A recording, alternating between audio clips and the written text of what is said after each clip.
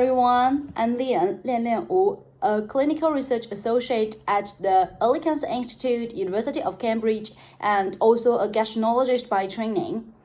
Thanks for stopping by to hear about our recent work, Clinical Decision Tree for Optimizing Endoscopic Assessment of Signaling Cell Carcinoma in Hereditary Diffuse Gastric Cancer Surveillance.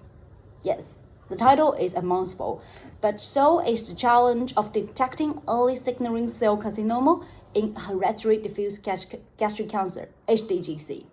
HDGC is a genetic syndrome that carries up to 42% lifetime risk of developing gastric cancer, while prophylactic total gastrectomy, which removes the total stomach, is a standard prevention.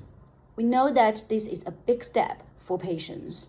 Endoscopic surveillance can help delay or even avoid surgery, but only if we can reliably support early cancers. Pale area is the most common endoscopic lesion associated with early signaling cell carcinoma, but it is subtle and difficult to distinguish with other lesions such as the post-biopsy scars. In our previous work, we proposed 6 endoscopic features, known as the Cambridge criterion, to identify SRCC, the signaling cell carcinoma.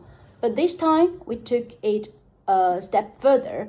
We retrospectively analyzed over 500 endoscopies in 147 HDGC patients, and the Cambridge criterion showed sensitivity of 83% and specificity of 78%. Not bad, but we knew not all the 6 features carries equal weight, so we turned to machine learning.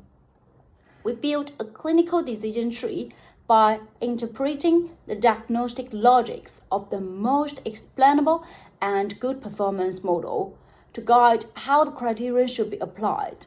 The irregular vessels and the round shapes came out on top, which matches our real-world experience.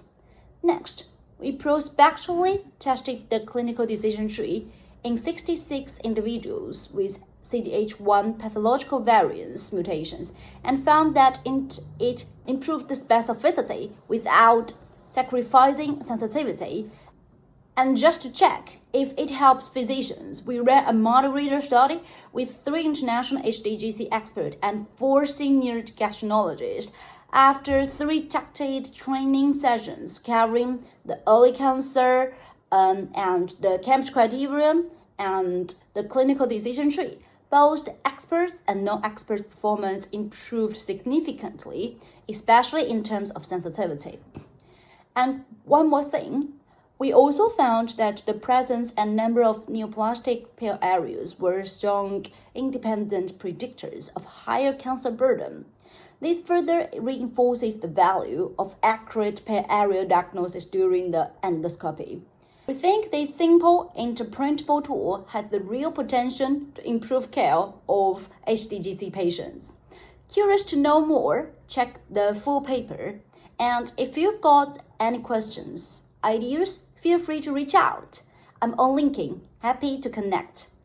Thanks again for your attention. Bye!